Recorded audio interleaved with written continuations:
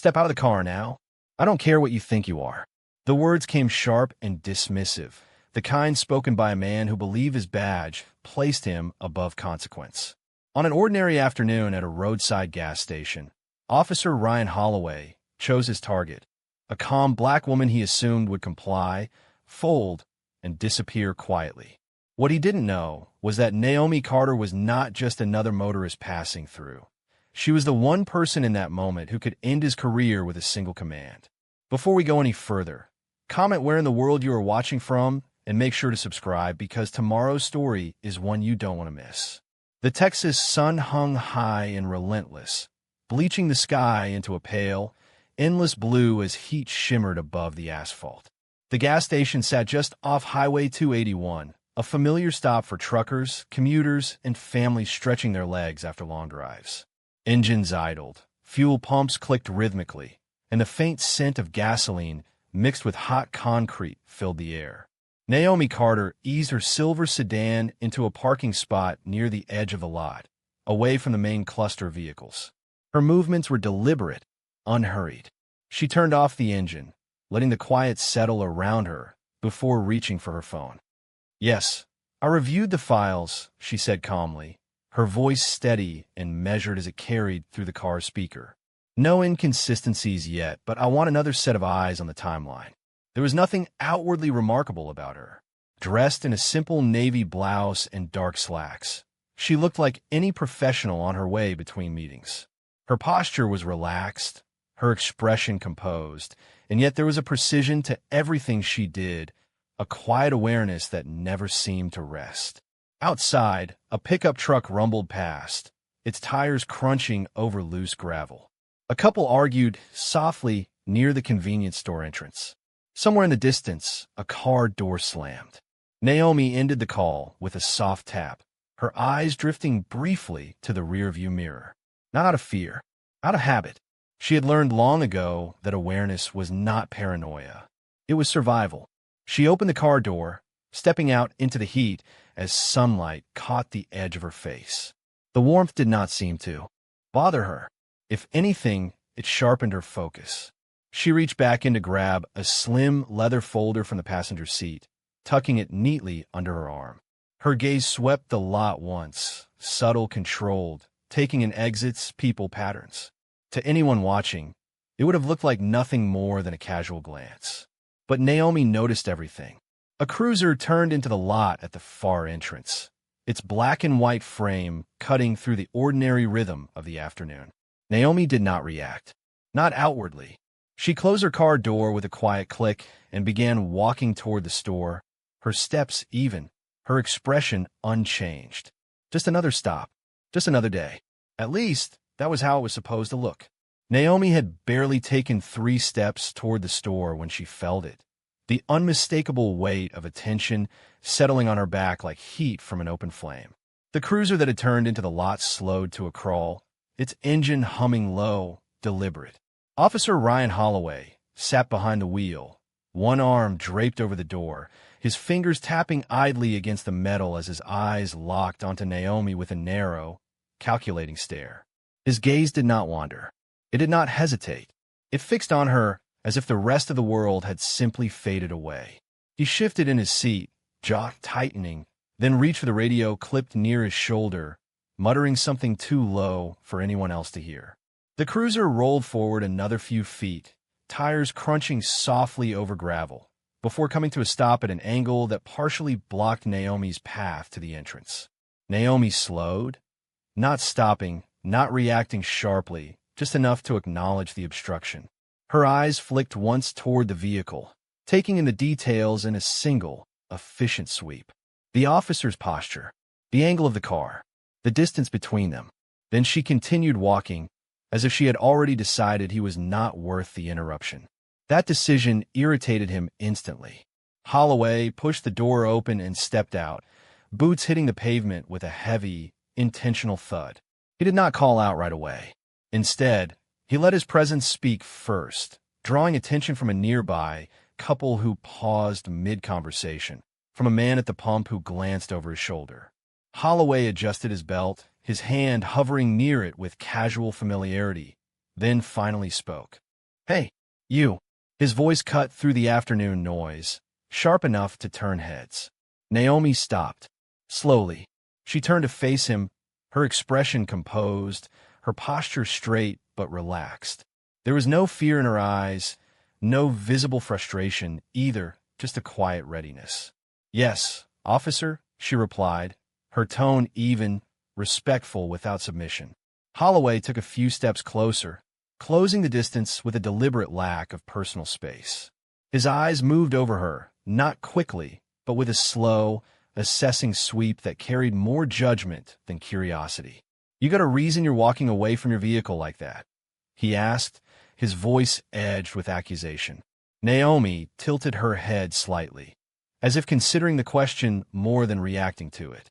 "I parked," she said calmly. "I was heading inside." Holloway's lips pressed into a thin line, the answer clearly not satisfying whatever narrative he had already constructed in his mind. "Yeah," he muttered, glancing briefly at her car, then back at her. "Funny thing is, I've been sitting here watching that lot for a while. Didn't see you pull in." Naomi did not rush to respond. The pause stretched just long enough to shift the tension in the air. "Then you must have missed it," she said, her voice steady, almost gentle. The simplicity of her reply landed wrong. Holloway's shoulders stiffened, his stance widening slightly as if bracing himself. He was used to hesitation, to nervous explanations, to people scrambling to justify themselves. Not this. Not her. "License and registration," he said abruptly, extending his hand without explanation, without pretense. Naomi's gaze held his for a moment longer before she spoke. "Is there a reason you're requesting that?" she asked. Not confrontational, not defiant, just precise. The question hit something deeper than defiance ever could.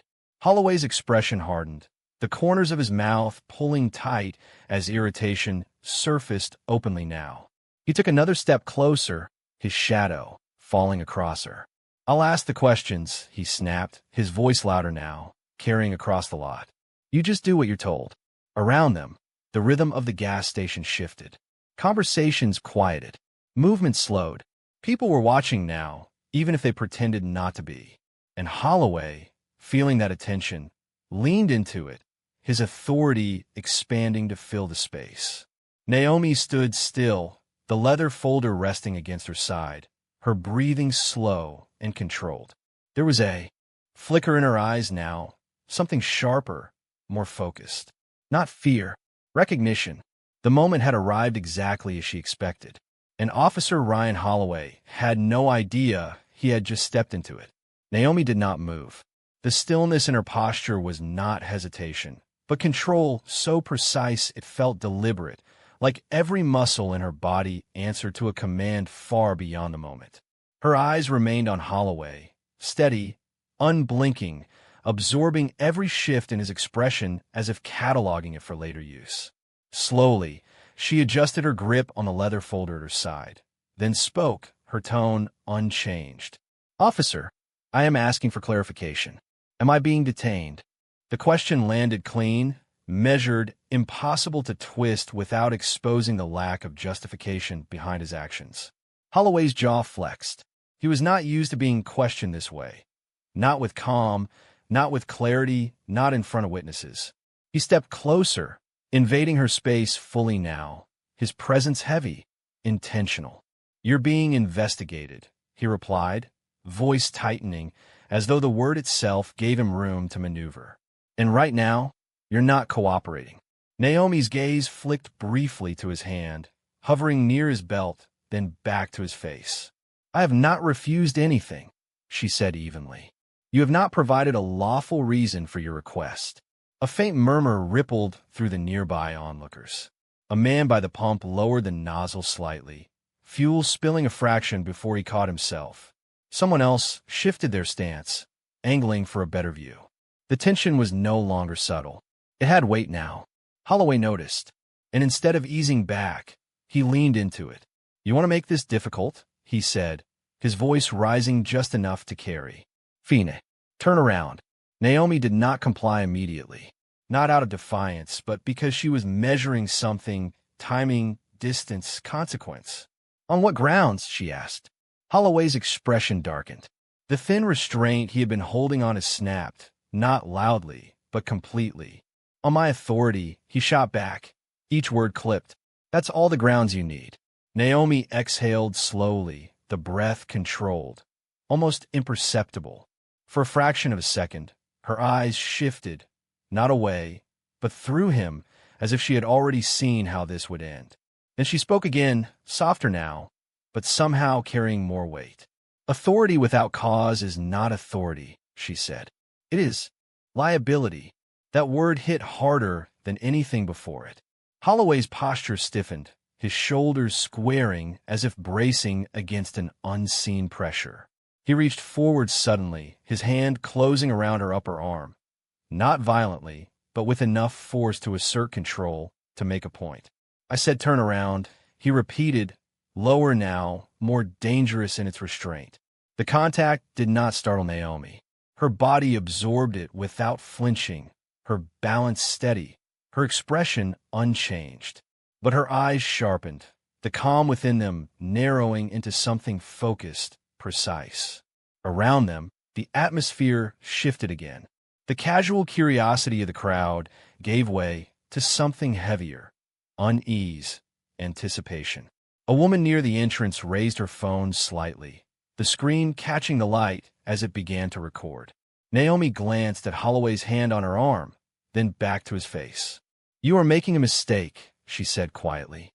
Not a warning, not a threat, a statement. Holloway let out a breath through his nose, a faint scoff curling at the edge of his mouth. "Yeah," he muttered. "Then you better hope it's not the kind that gets worse." His grip tightened just enough to guide, no to push the moment forward.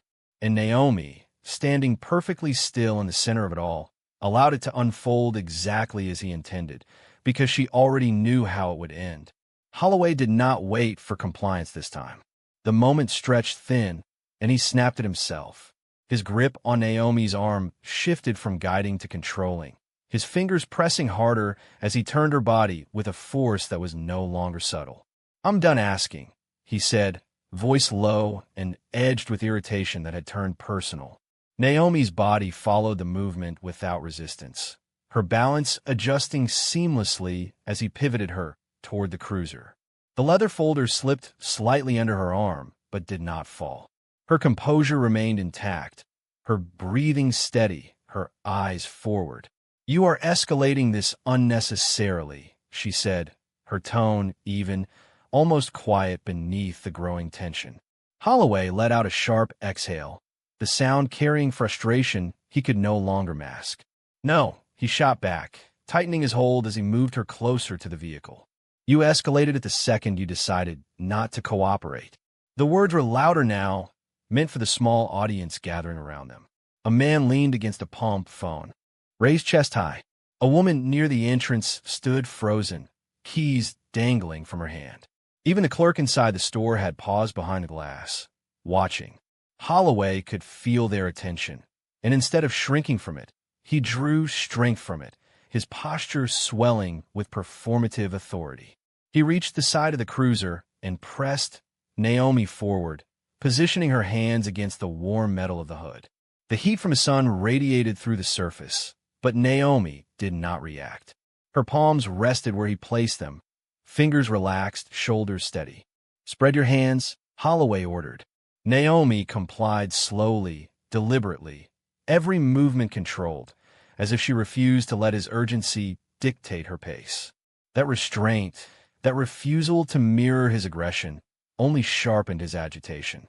He stepped closer behind her, one hand still on her arm while the other hovered near his belt, his stance wide, claiming space. "You think you're smart?" he muttered, leaning in just enough for his voice to carry to her, but not the crowd. "I've seen your type. Calm, quiet, acting like you're above it. That ends real quick." Naomi's gaze remained fixed ahead, her reflection faintly visible in the cruiser's polished surface. "What ends," she replied, her voice level, "is the moment you cross a line you cannot uncross." The words landed with a stillness that felt heavier than any raised voice. For a fraction of a second, Holloway hesitated. Not outwardly, not enough for anyone else to notice, but enough for something inside him to register the shift. Then pride surged forward, smothering it.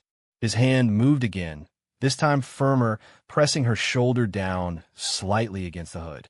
"You don't get to tell me where the line is," he said, louder now, his tone hardening into something unmistakably aggressive. The pressure was unnecessary. It was excessive, and everyone watching could see it. A murmur spread through the small crowd, low and uncertain, like wind brushing through dry grass. Naomi absorbed the force without resistance, her body adjusting, her posture holding. Not once did she struggle. Not once did she raise her voice. But there was a change now, subtle, almost invisible. The calm she carried was no longer passive. It had weight, direction, purpose. Her eyes shifted slightly, not toward Holloway, not toward the crowd, but toward the reflection of his cruiser's dashboard visible through the windshield. She was watching. Something. Measuring something. Holloway, oblivious, continued to press forward, his actions growing sharper, more deliberate, as if he needed to prove control not just to her, but to everyone around them. "Last chance," he said, his voice cutting through the heat. "You cooperate, or this gets worse." Naomi's fingers rested flat against the hood, unmoving. Her voice, when she spoke again, was calm enough to sound almost detached. "It already has." And in that moment, though Holloway did not yet understand it, he had crossed the exact line she had warned him about. Holloway's patience evaporated completely. Naomi's final words, quiet, certain, did not sound like resistance, and that unsettled him more than defiance ever could. It felt like she had already judged the outcome, like she was standing outside the moment while he was still trying to dominate it. That thought irritated him deeply. He tightened his grip and acted without restraint. His hand shot to her wrist, yanking it sharply behind her back, forcing her body to shift forward against the cruiser. The movement was abrupt, excessive, designed to establish control rather than respond to any threat. "That's it," he snapped, his voice rising as his composure fractured. "You're done talking." Naomi's other hand was pulled away from the hood, guided, no, forced behind her as well. The leather folder slipped from her grasp and fell to the ground with a soft thud, its contents barely shifting inside. She did not resist. Not once. Her body adjusted to the pressure, her stance widening just enough to remain balanced. Her breathing stayed steady, controlled, as if the physical force meant nothing compared to something already unfolding in her mind.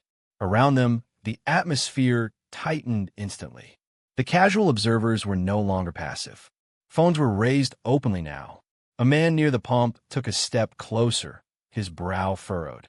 A woman whispered something under her breath, her voice sharp with disbelief. Holloway felt it, the attention, the scrutiny, but instead of pulling back, he doubled down, his movements growing more forceful, more deliberate, as if he needed to prove that he owned this moment. He pressed Naomi forward again, harder this time, her shoulder meeting the warm metal with a dull impact that echoed louder than it should have in the heavy silence. "Stop resisting," he barked, though she had not moved against him at all. The command was not about reality. It was about narrative. Naomi's voice came, calm and unshaken, even with her arms restrained behind her.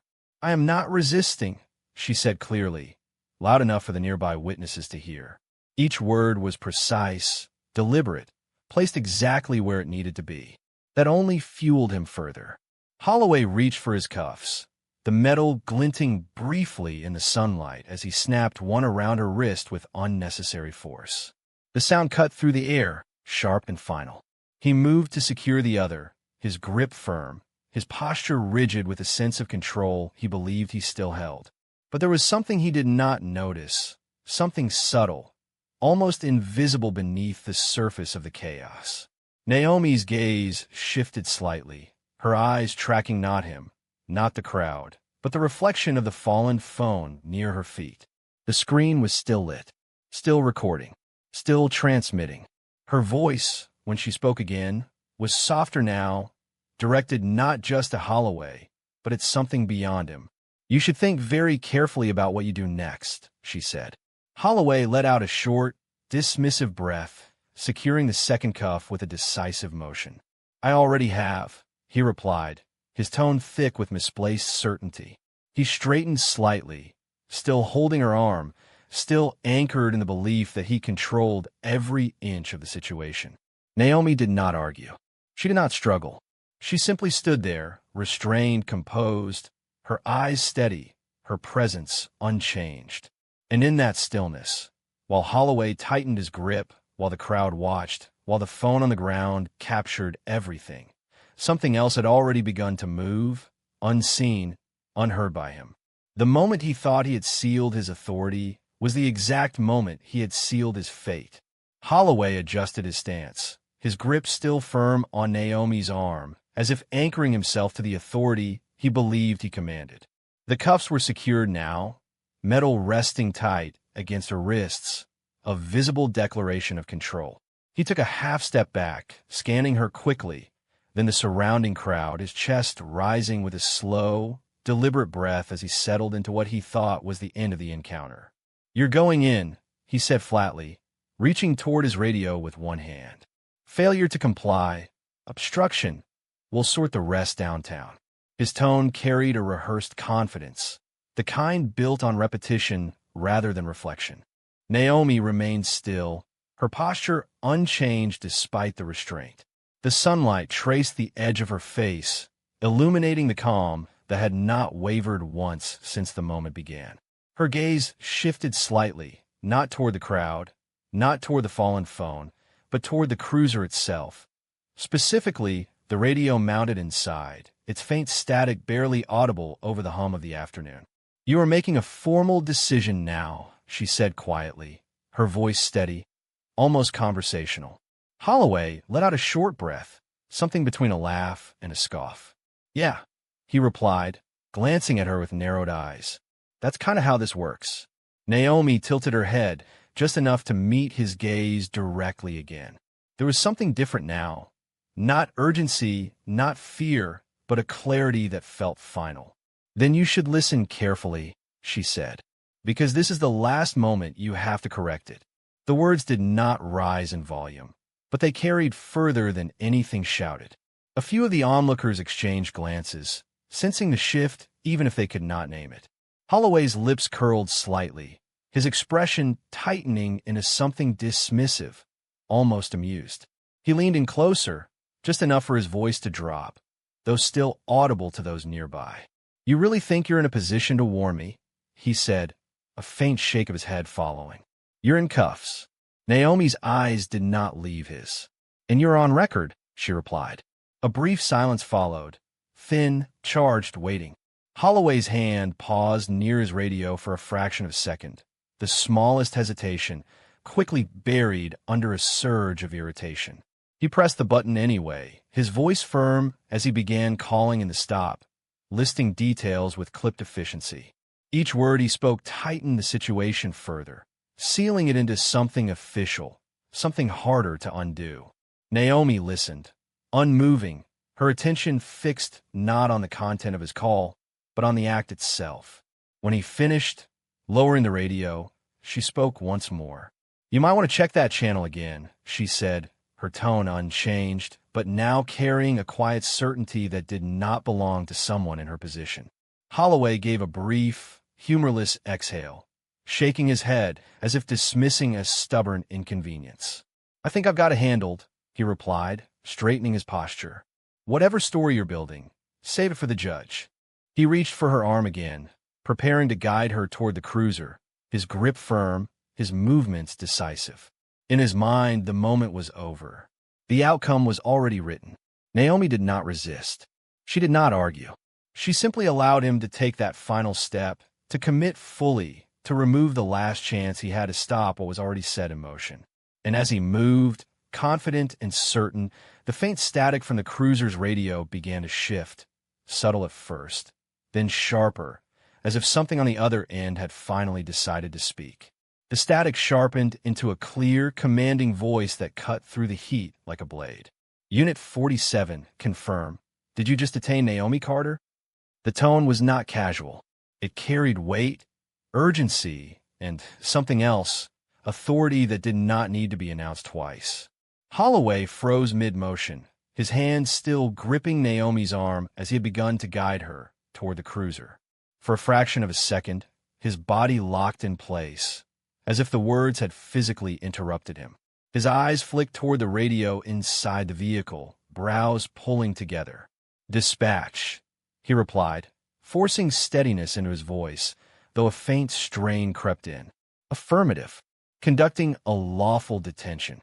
There was a pause, short but heavy. Then the response came back, sharper, unmistakably different. "Negative. Stand down immediately. I repeat, stand down. Do not transport. Do not escalate. You are detaining a federal oversight officer." The words landed with a force that hollowed the air around him. Holloway's grip loosened instinctively, his fingers slackening against Naomi's arm without him realizing it. His posture shifted, the rigid confidence draining from his shoulders as confusion surged in its place. That's not possible," he said, quieter now, his eyes moving from the radio back to Naomi's face. But Naomi was already turning.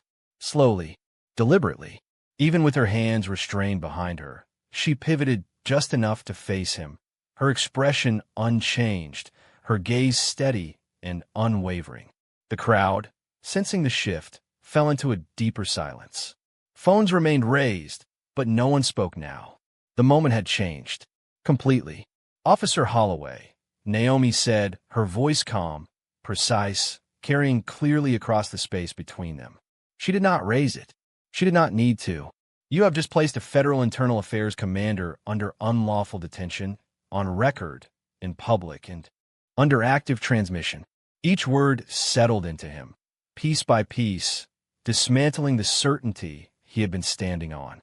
Holloway blinked once, then again, as if trying to reframe what he was seeing. The woman in front of him, the one he had pushed, restrained, dismissed, did not look different. But everything about her presence had shifted, or perhaps it had always been there, and he had simply failed to recognize it. His hand dropped fully from her arm now, retreating slightly as if the contact itself had become dangerous. He started, but the words stalled, unable to form into anything coherent.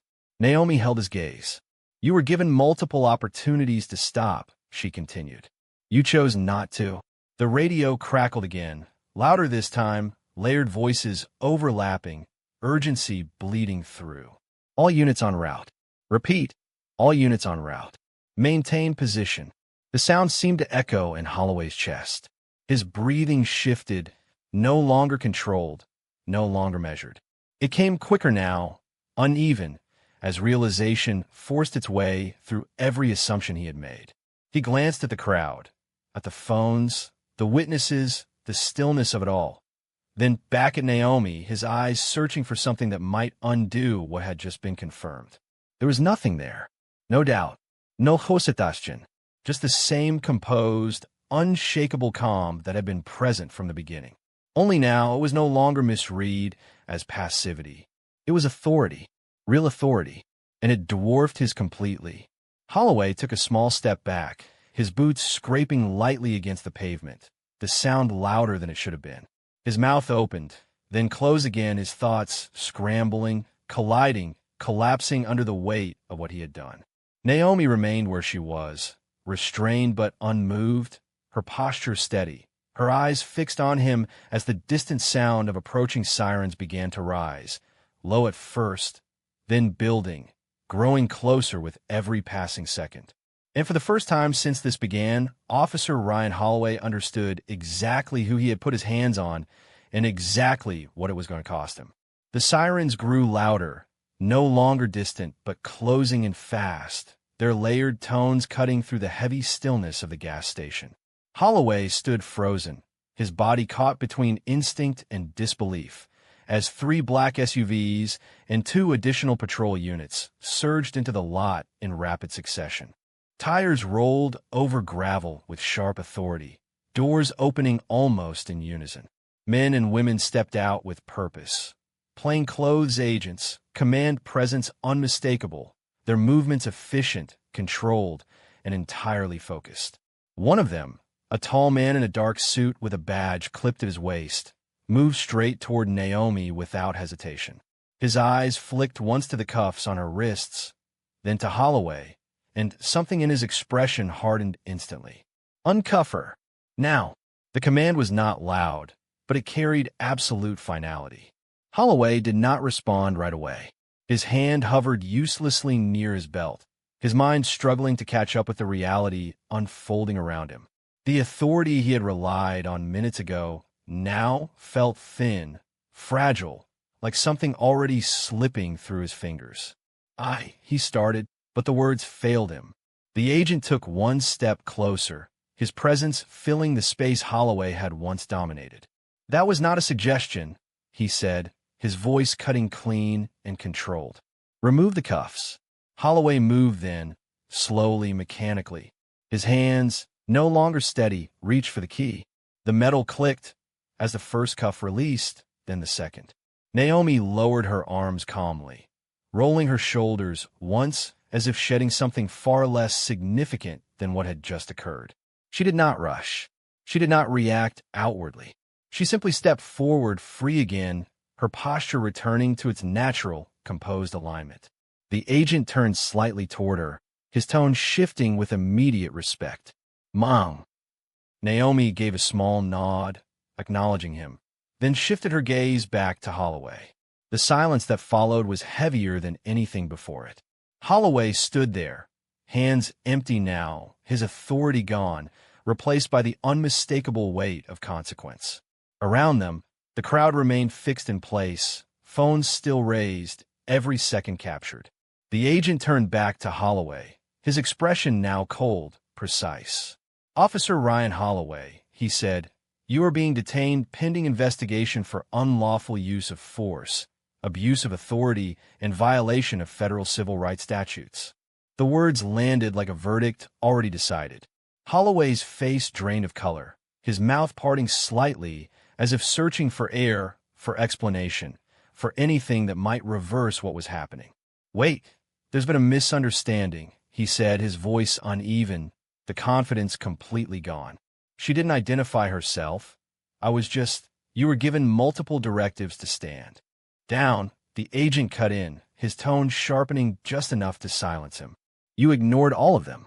Two other agents stepped forward, positioning themselves on either side of Holloway. The shift in roles was immediate, undeniable. Moments ago, he had controlled the scene. Now he was being guided, firmly, decisively, into the very position he had forced onto someone else. His hands were brought behind his back, not violently, but with an authority that left no room for argument. The cuffs clicked into place. This time, there was no performance, no raised voice, no justification, just consequence. Holloway's eyes darted once more toward Naomi, desperation flickering where arrogance had once lived. But she did not react.